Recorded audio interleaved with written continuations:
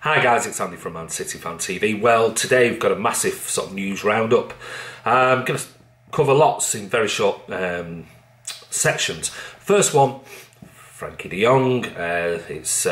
It's reared its head again, and there's been lots of speculation over the last sort of 48 hours with regards to the fact that PSG now seem to be favourites, according to the media reports. However, just to give you a bit of background on where probably a lot of these rumours came from, a radio station, Catalonian radio station, Club de la, I think it's Migeni, one of the presenters, football presenters on there, Oriol Domenech, basically said that Barcelona basically look like they're out the running, and he claims that Barcelona didn't show enough interest in Frenkie de Jong. There was the rumours that de Jong wanted to play with Messi, etc, etc.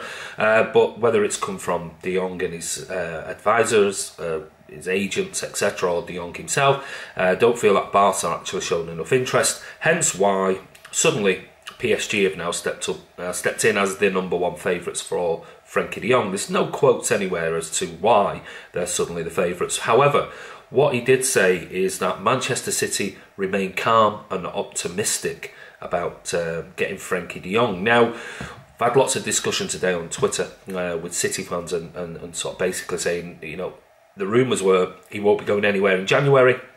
So why is all this speculation now? We can only suggest that, according to one, Andy Dixon, he turned around and said that Ajax want a decision one way or the other by the weekend, by Saturday. Now, if that's the case, is it a decision for the likes of Frenkie de Jong to leave in January? I very much doubt it, especially with Ajax still in the Champions League, or a deal or a decision to be made for a purchase to be completed in the summer. And I think that's more than likely the case. And I think this will run on and on and on. I'd be very surprised if anything is actually confirmed this weekend. I think it'll run right to the end, and we'll see who budges first. Now, is it the fact of Ajax are in control and wanting allegedly £66.4 million sterling, €75 million for him? Is that a reasonable price? I think, well, considering we'd have to pay in that region or more for Ndombele in the summer, I don't think he'll be moving in January, and de Jong is only 21. Pep allegedly really rates him. De Jong wants allegedly to play under Pep Guardiola. It just seems everything seems to fit. I don't see where PSG are coming into it. There's other speculations that he's agreed terms with all three clubs.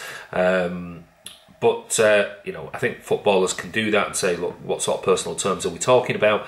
If somebody says, well, we'll give you £100,000 a week, and another team says, we'll give you £200,000 a week, and another says, we'll give you a 6-year contract on £250,000 a week. Well, you know, that's where the decision is then made, whether, you know, offer 1 is not off the table, or offer 2 is better, and offer 3 is definitely the best deal. So it's no surprise if the rumour is true that he has agreed terms with all three clubs. But as far as the transfer goes, like I said, I think we'll all be very surprised if Frenkie de Jong actually makes a move in January. I think, if anything, a decision will be made at some point in the next 2 weeks, and we'll see him move somewhere in the summer. And we'll just suck it and see, and wait and see what happens. And it's all speculation. We'll wait, and no doubt in the coming weeks there'll be more news about that particular transfer. Okay, second bit of news is about the Croatian under-9 captain, and that is Ante Palaversa. Now, he's 18 years of age. I think he'll be 19 in April, and he plays for Hajduk Split. Now, there has been talks. I think he's played 12 games this season so far, 2 goals. He is a midfielder. He's only young, but it's believed that Manchester City will confirm the signing of this player within the next couple of days. Sorry. There's been speculation that is a player to replace Fernandinho. Now, I think, reading between the lines, he'll stay at Split this season and possibly next season. If he doesn't come to City and go on loan somewhere else. I cannot see him being integrated into the City squad, certainly this season or next, if I'm honest. He'll only be 19, and I think if we like we spoke about, Frenkie de Jong, if we're looking at that type of players, or Ndombele, I would suggest that those type of players are the ones that are going to be taking Fernandinho's place, not this kid. I think this kid is something for the future. So rumours are it's going to be, I don't know, about £7 million, and so, you know, for a young kid, it's pretty significant. So again, is it one of those that we get the exciting prospects from around Europe and the world, leave them at their parent club, or bring them back at some point, send them out on loan to one of our sort of other clubs, feeder clubs, Breda, Girona, etc., and see how they do and try and make a profit in the future. So that's Ante Palaversa. Now moving on, just on the back of sort of young kids transfers, obviously we've got again this Rabbi Matondo issue with regards to another young kid refusing to sign an extension to a contract or a further contract. Now, Matondo's only 18 years of age. He's only a kid. He's not had any chance in the first team yet.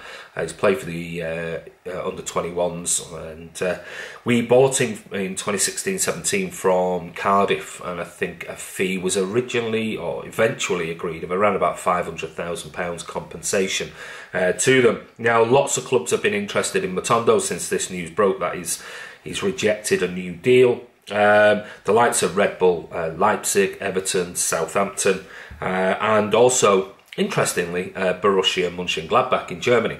Now, it wouldn't surprise me if he goes down the Jadon Sancho route and decides that, one, he can get a significant signing on fee from the club itself, possibly get better wages.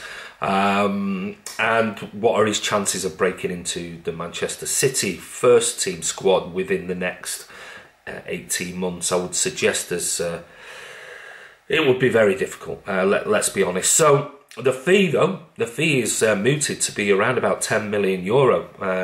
So, you know, that's decent money for this, you know, for the £500,000 outlay. €10 million is not to be sniffed at. It all goes into the bank. It all goes into the chance of potentially purchasing these big players like Ndombele and Frenkie de Jong, etc. in the summer. So, you know, if we add it all up, suddenly we've now got, you know, we potentially in the summer could have €30-40 million in the bank that can go towards one of those deals. And yeah, it's one of those, if the kids decide that they don't think there's a pathway to the first team squad, they're going to have to make a decision for their own future, and that's absolutely fair enough. And yeah, no hard feelings. If he wants to go, wish him all the very best, and we'll see where that goes.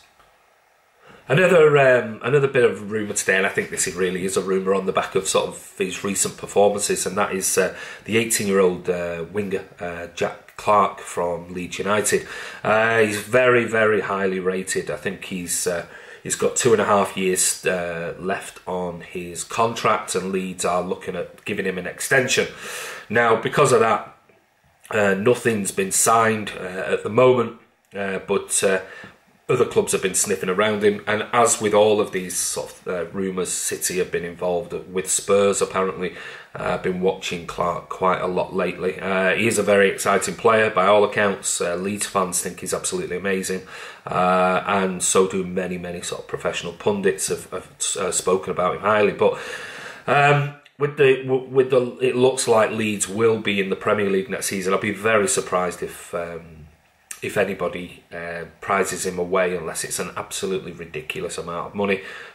He's doing well, he's flourishing under Bielsa, and with Premier League football almost, well, guaranteed for next season, you know, why would he move? It doesn't make any sense. So I would quash these rumours. I would say it's just paper talk because of Clarke's impressive performances. I think he's played 12 games already for Leeds, scored 2 goals.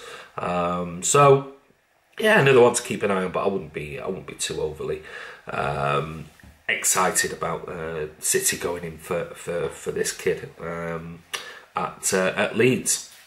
And again, over the last sort of 48 hours, we've had the FFP footy leaks thing raise its head again, and UEFA have apparently been stating that you know, Manchester City will be severely punished, possibly a ban if they are found in breach of any rules with regards to the footy league. City have replied back, basically saying that the the emails were obtained illegally, hacked or otherwise, or stolen, so they would never stand up in a court of law. Hence why City seemed pretty relaxed on the whole situation. And I've actually turned around and said to UEFA, hold on a minute, it wasn't just City's emails that were stolen or hacked. UEFA had plenty of emails as well. Done the same thing with Footy Leaks. So basically you should be on our side, understanding how this feels, and really sort of investing and looking more into sort of cyber security than trying to come down on us, because City, as we know, City will just take them to the Court of Arbitration, I should say, yeah, they'll just turn around in a court of law and say, how can these be admissible in court? Because they were stolen, they were hacked. So it'd be interesting. It just seems like City are just, having this firm stance, which they have had all along, and basically said, well, you'll have to come at us basically from another angle, because you can't admit these Footy Leaks hacked emails or stolen emails in a court of law. So what case have we got to answer? So we'll see how that runs. It's going to run and run and run, and whenever there's a slow news day, and the media outlets are talking about City empty seats, and beating teams 9-0 and not easing off, then the next thing, Footy Leaks and FFP will raise its head again, and this will just run and run and run. And finally, why do football players choose certain numbers? Is it because they played in that number previously? Is it because it's a lucky number to them? Is it because previously a wonderful world-class player had that particular number? We've seen it all with the sort of David Beckham and the 23, and the fact that number 10 and Messi and all of these, number 9 strikers at certain clubs.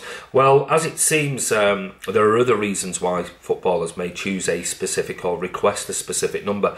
And it seems that one of City's players, young kids, 21-year-old Phillipe Sandler, chose the vacant number 34 shirt. That was, I think De Jong was the last person to actually wear that particular number, and he specifically requested it. And it seems there's sort of a nice backstory as to why, and it all comes down in support of a player called Abdelhak Nouri, or Appy as his nickname he's been given. And basically not only Sandler, but the likes of Clarke, who is now at Roma.